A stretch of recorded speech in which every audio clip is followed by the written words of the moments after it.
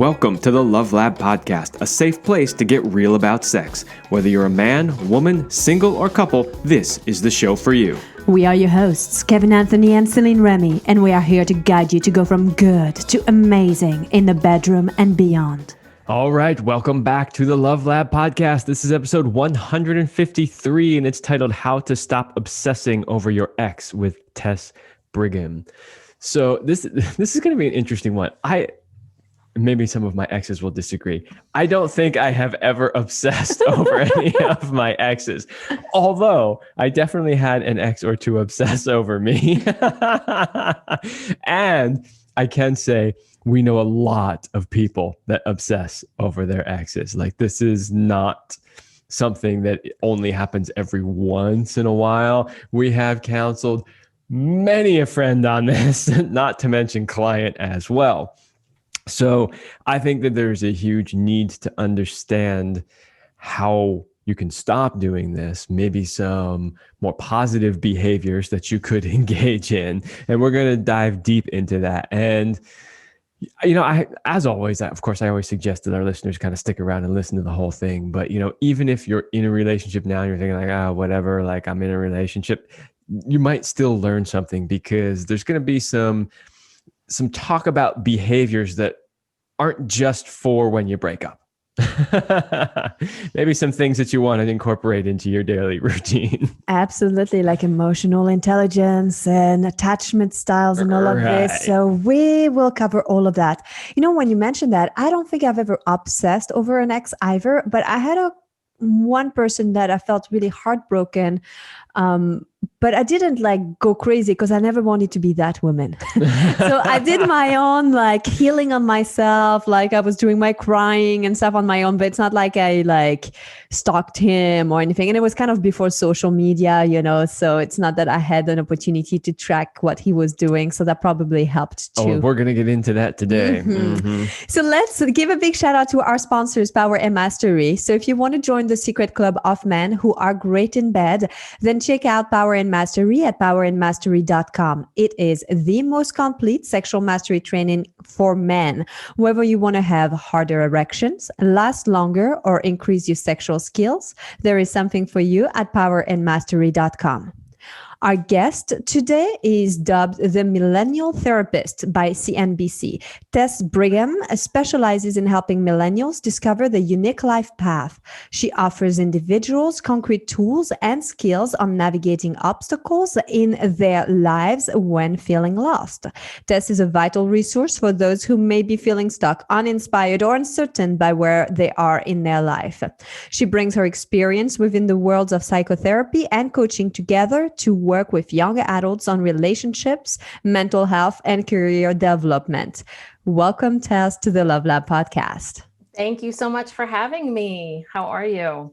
We are good. And how on earth did you become an expert in the subject? You dubbed the millennial therapist. I mean, obviously, you probably don't just work with the millennials and it will apply to everyone, but how did you become an expert in the subject? Well, I say that millennials found me. So I, about 10 years ago, I opened a practice in downtown San Francisco, and I didn't quite know who would show up at that time. And it was young adults, mainly 25, 26, 27-year-olds. You know, now millennials are getting older, but at that time I was like, oh, these are these millennials I had heard so much about. And I realized like, oh, wait, you're not entitled. You're not lazy. You're not, you know, you all don't think you're a special snowflake. That's not really what's going on here. There was a real disconnect between, you know, what it was like to be a young person at that time and what it's like to be a young person now, and what the advice, the help, the guidance, the support we were giving young people. It felt very much stuck in a world that didn't take into account social media or the internet or what it's like to grow up with all of these things. So that's when I really started studying young adults, millennials, this generation, how all of these things like the internet and the ability to gather information really quickly, and social media, how that impacts young people and how they see the world. And that's how it all kind of started from there. That's what CNBC decided to call me.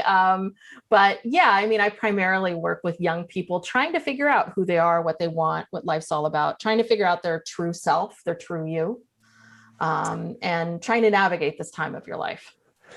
So that really brings us perfectly into the next question, because you're really talking about figuring out millennials and, what they want in life and all that. And the next question that we had was whether or not you see a difference between the generations and how they handle breakups. So since we're primarily talking in this episode about how to not obsess over your ex, or basically how to properly handle a transition or a breakup in a relationship. So since you've been studying and working with this particular generation for so long, do you see differences between them and other generations?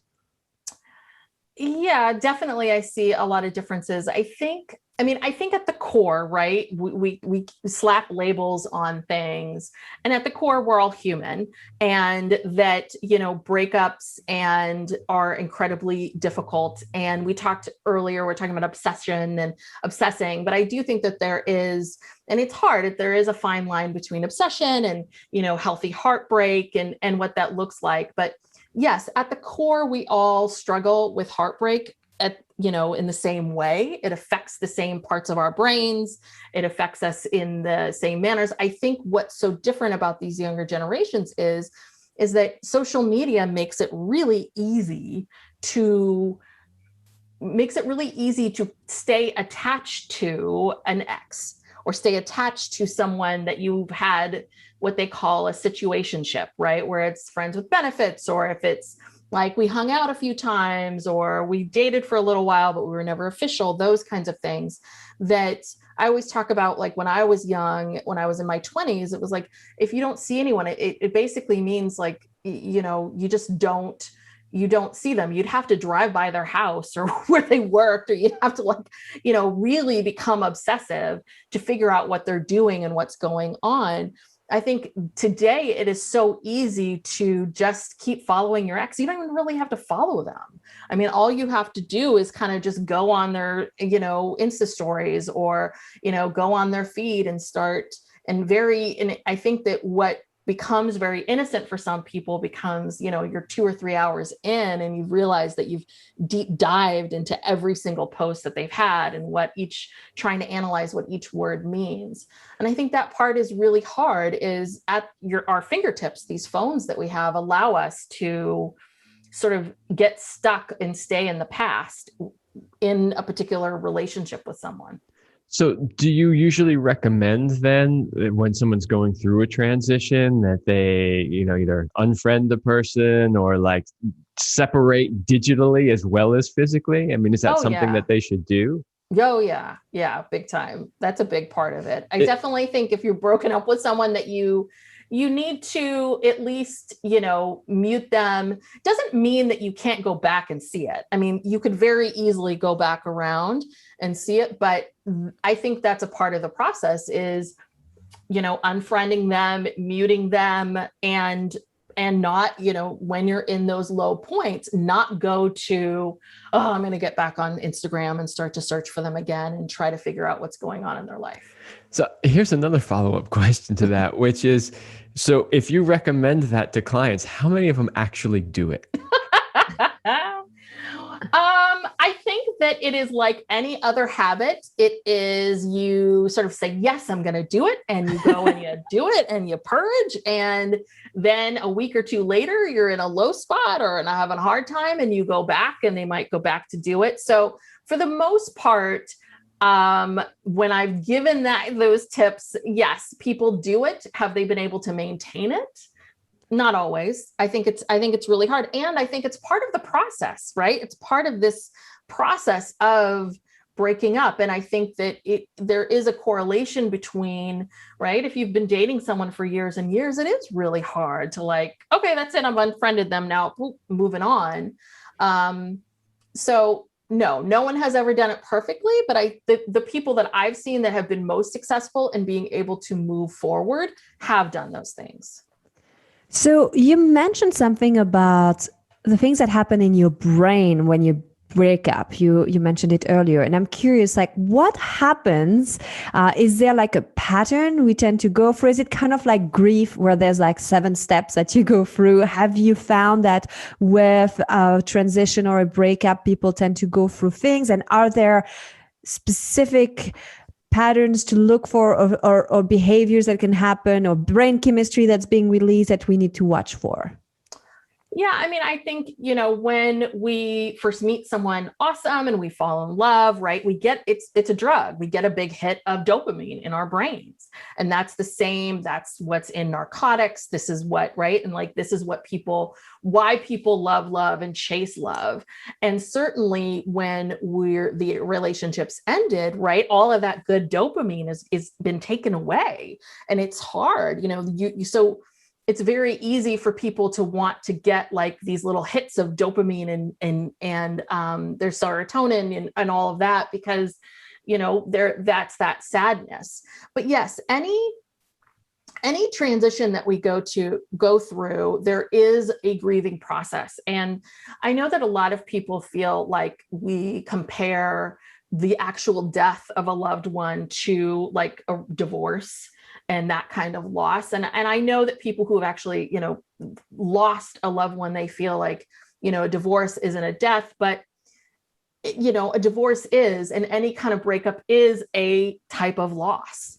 And while it is, maybe the grief is maybe not as strong as the actual death of a loved one, you do experience these stages of grief, which are denial, and then anger, and then bargaining, or like, sadness, and then acceptance. And those are the 5 major stages of grief.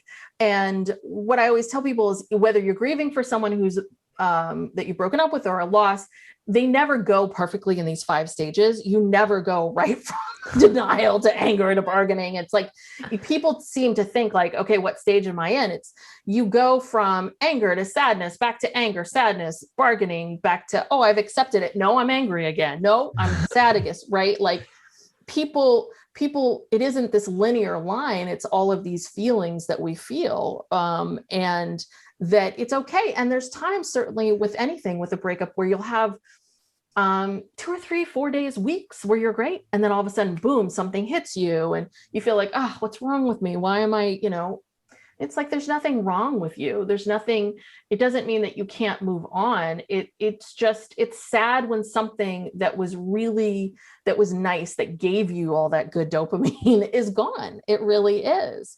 And I think that we tend to put a lot of pressure on ourselves for things to be very black and white. Like, I'm in love with you, or I'm not in love with you, or we're together, or we're not together. And it's like, things aren't that simple. And that any relationship that we're in, whether it lasted a few days or, years and years, is significant. So part of it is not being so tough on ourselves about how we process these feelings. Yeah, absolutely. And so that leads me perfectly to the next question, which is, what's the number one mistake that people make when they're trying to get over their ex?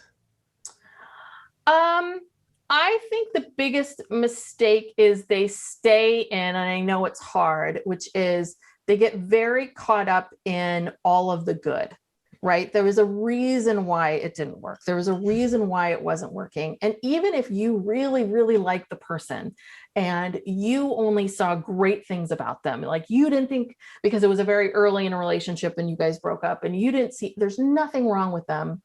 I do think that then it comes back to, you then have to be able to say to yourself, while I may think this perfect person is absolutely perfect, they're so great in so many ways, they don't really want to be with me. And so I need to choose someone who wants to be with me. I need to be with someone who is going to accept me for me. And while they may seem like a great person, I deserve to be with someone who actually wants to be with me. And I think that part is really hard for people. We dwell a lot on the, they were so wonderful and great, there's something inherently wrong with me, and I'm never going to be happy again attitude. Interesting. So I guess there is a difference, right, between the person who's basically being dumped and the one who That's exactly what I was going to say. and the one who makes the decision, right? Because it's probably easier for the one. I'm imagining that the one who's made the decision already ran through the grieving process while in the relationship, because that's usually how it goes. You're getting ready to break up with somebody, at least that's how I've done it. And by the time I broke up with the person, I'm pretty much over the person.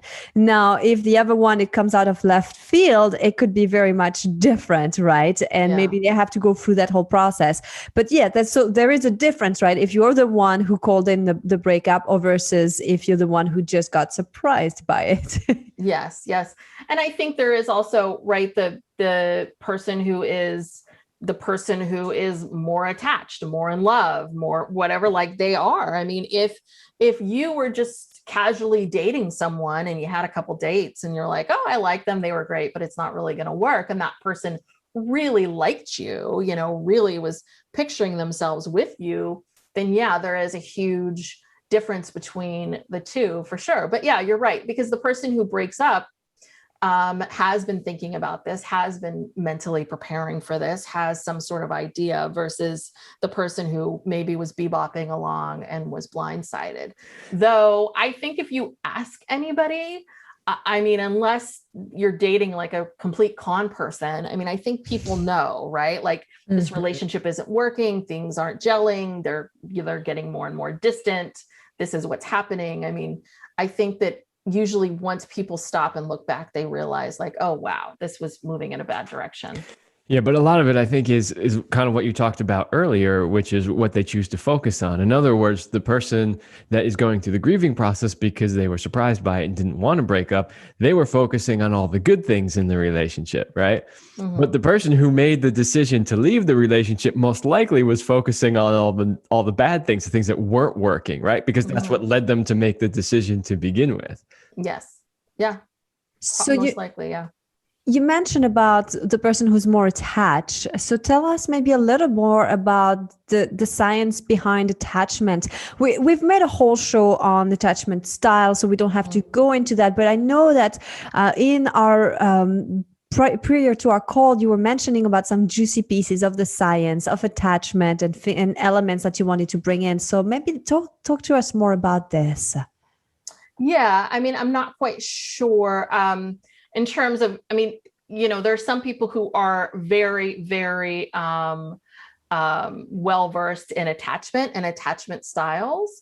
But for the basics of it is that, with attachment and attachment theory, there is this belief that we will replay, our particular attachment styles with people from birth. So depending on the kind of parent we have and our relationship with the parent and what was going on with the parent at the time when we were young, and also how parents and children connect in general, that we will replay in our personal relationships or romantic relationships, this particular attachment style. And so what I find really fascinating about just this topic when we talk about obsessing about your ex is that, there is definitely a certain attachment style that seems to happen, that happens when people are that there is one person that's obsessed, which is this anxious and avoidant attachment, which I'm sure you guys talked about in your, right. And I think this is what I see a lot of, is that the person who's obsessed is the anxious attachment, and the person who they're obsessing after is avoidant. And it doesn't, just because you're anxious in one relationship doesn't mean that you're anxious across the board.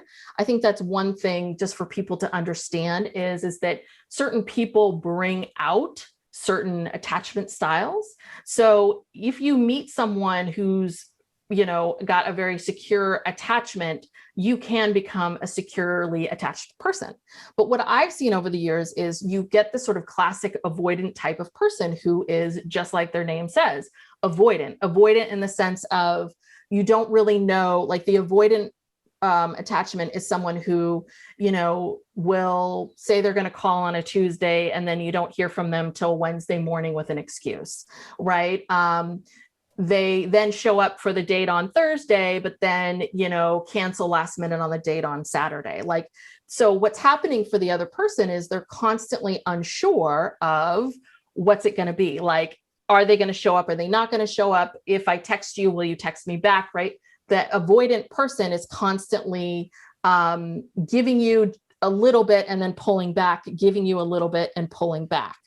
And I think what happens a lot of times is for the anxious person is that they start to think that that avoidant person is like, the avoidant person has made themselves so interesting, so kind of, they're interesting and they're difficult to figure out. And it's a bit of a mystery. And suddenly when they do text you, when they say they're going to text you, that becomes this validation of, oh, I am liked, I am special, what I'm doing is right. And then when they avoid you again in some way, shape, or form, again, you're back to, oh, I did something wrong. So this is something I need to change. And what I see a lot of times is people who become incredibly attached to what the avoidant person is doing. And they're thinking that it's love. They're thinking that this is, this is what love is. Love is complicated and difficult. And I never know what to expect from you.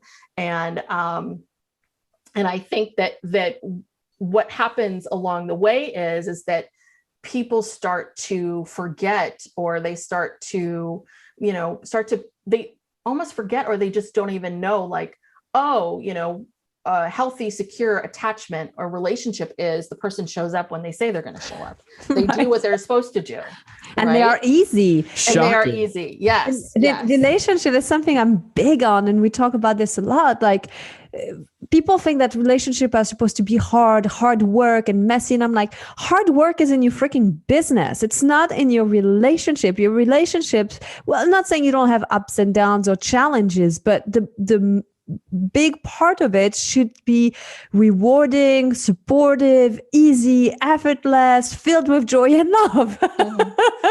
Yeah. So don't go find your partner. Don't be attracted to somebody because of the mystery, as you put it. I can't figure them out. If you can't figure them out now, you probably won't be able to figure them out later. And that's going to drive you fucking crazy. So. Well, yeah. And what's happening is that you're getting those dopamine hits, right? It becomes a drug. It's like you're getting a hit of like, ooh, they texted, ooh, I'm getting a dopamine hit. That feels good. There's that piece of it. And then, they're withdrawing. And then they come back along and, ooh, that feels really good. And so that's the piece that I think is really important for people to understand is that don't, really look at the person and their behaviors. Do their words match their actions? How do you feel when you are with them? It's not about how you feel like when they text you out of the blue. It's about how do you feel about yourself and how this person treats you. Because anytime that I've had a client in this particular situation, when we really break it down to, are you happy? Are you satisfied? Is this making you feel good about yourself? They always come back to, no, none of it feels good. None of it's fun, not one of it. But there is always this, that the avoidant person, the avoidant attachment person really has a hold on the other person because they've developed this cycle that is so hard to break. That was really good explanation. So we're going to get into some solutions and other stuff in just a few seconds. But before that, we're going to make a little break for our sponsor ad.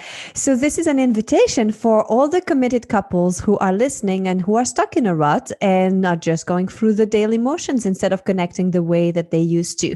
So if you're thinking about maybe transitioning, but maybe not, and you are tired of stale mechanical sex that lacks spontaneity and fun, and you don't want to live a life of average, then Kevin and I would like to invite you to join our highly sexed Power Couple Platinum program. So if you give us 90 days, we will help you bring the passion back between the sheets and be synced up sexually so that you can thrive with more purpose and passion in life. For more about our program, go to CelineRemy.com/passion. All right. Well, we are having a great discussion and we still have a bunch of questions. I don't know that we're going to be able to squeeze them all in, but there are definitely a couple of things that we wanted to touch on. So you mentioned earlier, more back towards the beginning of the podcast, you mentioned the word situationships. And so we wanted to kind of talk about that a little bit. So our question was, you talk about relationships not really being relationships and more situationships. So can you explain to the listeners what you mean by that? Yeah. And I did not coin this term. This is sort of like one of these millennial terms that I've learned over the years. But basically, it's any kind of it's a relationship that you're in that is undefined. So it is you've never declared yourself as a couple. You've never labeled the relationship in any way, shape, or form. And it's really reserved for these kinds of very casual hookups of, we went on 2 or 3 dates. Maybe we slept together once, or maybe we hook up here and there when we see each other, but it's never more than that. Or maybe every time I travel to your state, I see you and that's it. Right. So it's not a firm relationship, but it is this situation that you're in, I guess, is the best way of describing it. Because I do think that this idea of people call like friends with benefits and some of these other things, I do think that they do have connections with other people that go beyond like this idea that you're just hooking up and that's the extent of the relationship. Like, you are doing things together, you're talking, you're laughing, you're connecting, and sex is a part of it, but you're never officially dating.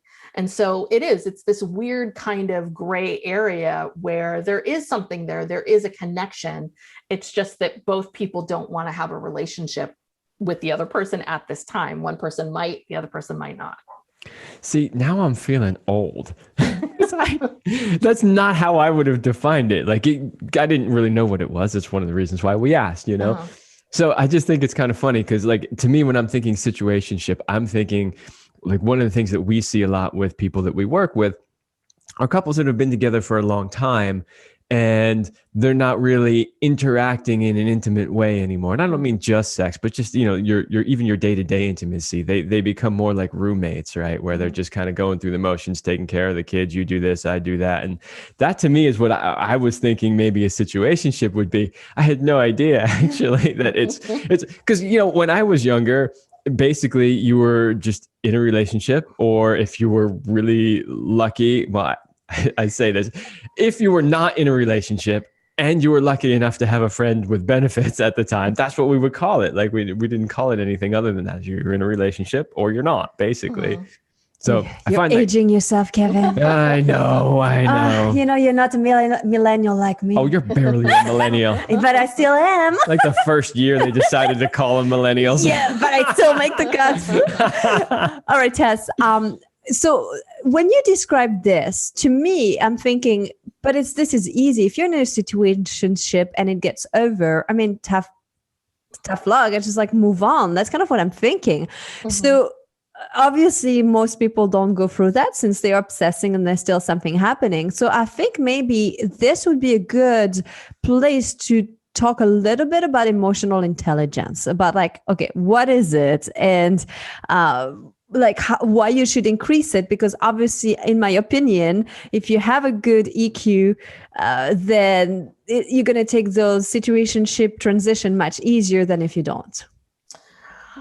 Yes, for sure. I mean, I think it's a combination of things. I think it is EQ, but it's also, to me, I feel like some of it is maturity and life experience and I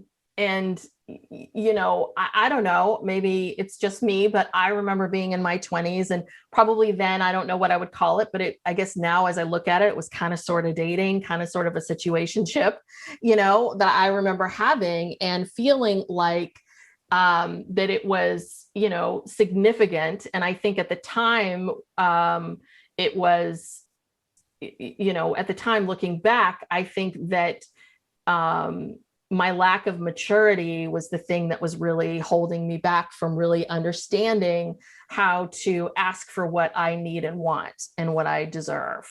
But yeah, I mean, I think that, and part of getting older and maturing is, developing better EQ around like how you see yourself, how you live your life.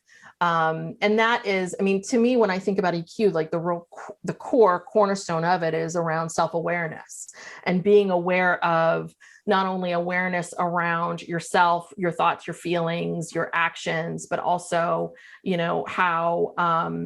how you treat other people and how other people treat you, and the boundaries that you set up for yourself. And, when you have good awareness of your thoughts and feelings and what you want, you're able to better understand, like, what are my boundaries around what it is that I want and need and how to ask for them. And so I think that's one of the things about being young that's really hard is that you kind of go out into the world and it is really hard. You have to first learn how to become more aware of yourself and ask yourself these questions of what is it that I want? And then figure out, like, how do I ask for those things?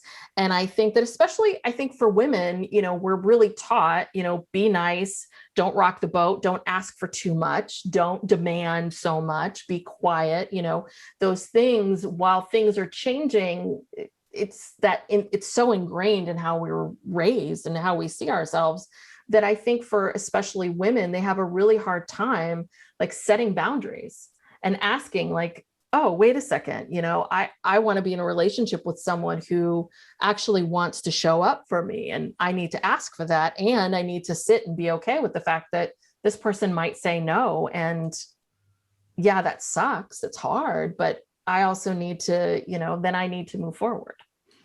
Yeah. And so I like how you make the distinction between the EQ and just simply lack of maturity and experience in life. Mm-hmm.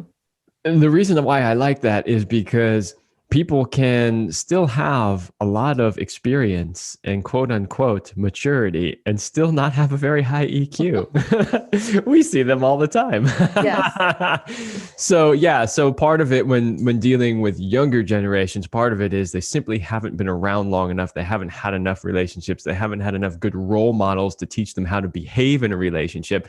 So they simply don't know how to do it. Yes. You would expect over time that they would learn enough from each relationship, but that's not necessarily the case either, in which case they also have to work on developing that EQ. Yes. So in other words, it's not a foregone conclusion that just because you're older now, you suddenly figured it out and know how to do it. Mm-hmm. Yeah, it is. It's that piece of how do you take what you learned from the first relationship? How do you look at that, become more aware, what worked, what didn't work? What's my role in all of this? What's my part of it? What was their part? Okay. How, what do I need to do differently? Oh, okay. That is part of that is maturity. And part of it is having high EQ is the willingness and desire to do the work, to figure out, like, how do I do this differently? Yeah. And I would say for anybody young who's listening to this, that piece right there is huge, right? Because nobody expects you to know everything right from the start, and this is one of the reasons why I think it's such a good idea for young people to date a bunch of different people, because, and I don't mean necessarily at the same time, but, the idea is that you learn from each one of them, you learn more and more. You can learn in a single relationship also. So I don't want to exclude that. But the idea is that nobody expects you to know everything. What we expect is that you can do what you just said, which was have the self-awareness, look at both yourself and the relationships you've been in and figure out what worked and what didn't work, and then try to do better the next time. Mm-hmm. So Tess, do you have some tips that you can give our listeners who right now are struggling to get over their ex? Is there a 1, 2, 3 step? Yeah. Well, I would say, first step is always, and this is what I always recommend to all my clients, which is, you have the right to feel whatever you're feeling. You have the right to feel sad. You have the right to feel disappointed that this relationship didn't work out. You have the right to feel whatever it is that you're feeling. And if you allow yourself to feel sad, like, I think that one thing that I see a lot of is there's a lot of this idea of, like, oh, well, go ahead and dump him. You're a queen. You don't need this. You're better off without him. All of those things. Those things might be true, but you still have the right to feel sad, feel disappointed. So feel your feelings, always allow yourself to feel your feelings. And as I talked about earlier, grief and transitions and all of those things, absolutely, like, allow yourself to feel all those things and recognize that there really is no such thing as true closure. You're always going to love that person a little bit. You're always going to have some feelings for them, even though they're not going to be in your life day to day.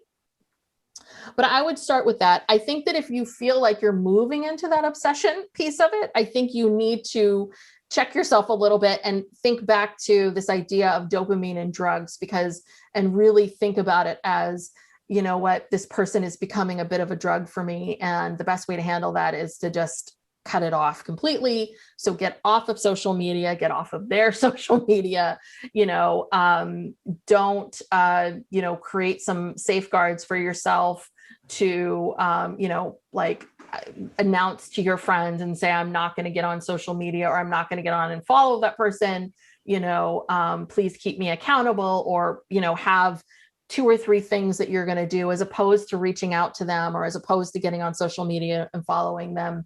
I would, say, okay, I'm going to journal for 5 minutes, or I'm going to meditate, or I'm going to go exercise, or I'm going to go do all of these things. And then I'll reassess and see if I want to do that, to go back and reach out to the person.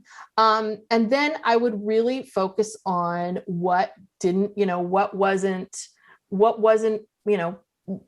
see the person as a whole person, which is, it wasn't all good. It wasn't all bad. It was good and bad. And right now it's not going to work. And being able to not get caught up in the, oh my God, we were so perfect. And oh, it was such this, really truly see them as a full, complete person with flaws. And then it always comes back to you being able to, once you've gotten through the grief, which is, and this is this EQ part, which is, what do I learn from it? Like, how do I take what I've learned about myself, about relationships, about, the kinds of people that I'm attracted to and who I'm dating, what do I take from all of this? And what do I learn for myself around what is it that I'm really looking for? What is it that I really want? And I'll have my clients really think, and write out that list of who is the person that I want. It's not like you're then spending the rest of your life going, okay, I want to meet, this blonde hair, blue eyed, 6 foot, Adonis, and you walk around like that. But it's more about really getting crystal clear on, I want someone who makes me laugh every day. I want someone who, is, who's intelligent, who can talk about certain things, and getting really clear on what are the values and beliefs. So what are your priorities right now for a relationship, so that when you do meet someone, that you are able to say, this person is really awesome and they're great, but they don't make me laugh every day. And that's really important to me. I don't want, I want to be with someone who does that. And as great as they are, I've got to kind of stop trying to make this relationship work and focus on what will make it work for me. Because it's part of dating and relationships and all of that. It is going out and seeing what's out there. And at the same time, it's also about learning how to say, okay, this isn't right for me. And I've got to trust that if I say no to this, something better, something more that aligns with me will come along.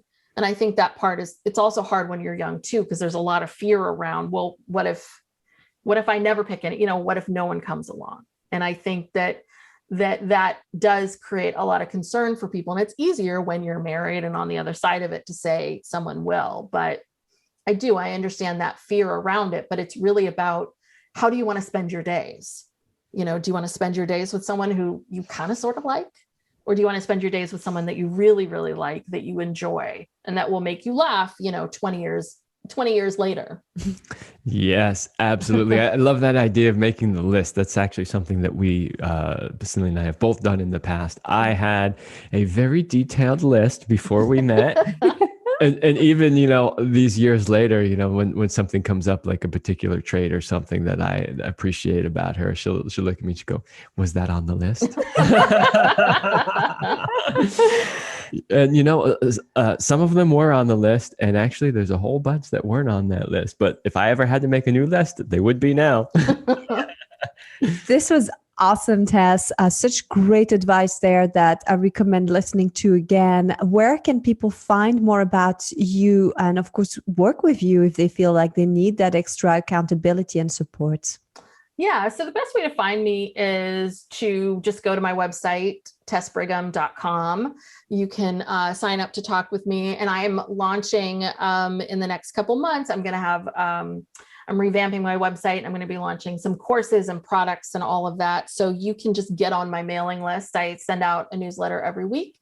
It's Sunday mornings with Tess. So it's a way of like starting your week off right and being able to do that. But, and then I'm also on Instagram, Tess_Brigham. And I give a lot of great free information there, tips and inspiration, and a lot of these tips and tools and tricks and all that kind of stuff. That's a big part of what I do. Is I love to make it practical for people to be able to implement it into their own lives. So awesome. Yeah. Thank you for sharing that. And we'll have, of course, all the links in the description. Before we go, we have our very last question that we love to ask our guests. Tess, what is your best sexual talent? Oh my God. I've been married like 18 years. So I'm just like, I have to think this through a little bit because I'm trying to think about how I was pre-married. This is going to discourage people. Well, don't let it discourage you, because she must be doing something right. She's still married. I'm still married. Well, get my husband back here. Oh my gosh. I think, I have to say that I think that I am, oh God. I do. I think I am a good kisser. I think that I I've kissed a lot of frogs, but I do. I have to go with that one. I know it's not as adventurous as maybe some other people's, but I do think that after you've been married a long time, this is something that a lot of people stop doing, is you stop kissing your partner. You stop doing the kiss hello, kiss goodbye, especially now with pandemic, like, you know, you never leave. So, and I think this is really important and something that my husband and I do try to do. And there's science behind the 6-second kiss that it creates, it releases, and that oxytocin, you know, all that good stuff in your body. But I think that is a big part of keeping things interesting and having that connection, even when you've got kids and dogs and all that other kind of stuff. So I'm going to go with that. Awesome. That was awesome. There's no right or wrong answer. We always love hearing what people come up with. And you gave some great suggestions to our listener. And as soon as we're done, we're going to kiss again. Yeah. We kissed before the show, but I'm like, there's some more coming. Well, Tess, thank you for coming on the show. That was some great advice. Oh, thank you so much. Thank you for having me. Appreciate it. All right, everybody, that's all the time we have for this episode, and we will see you next week.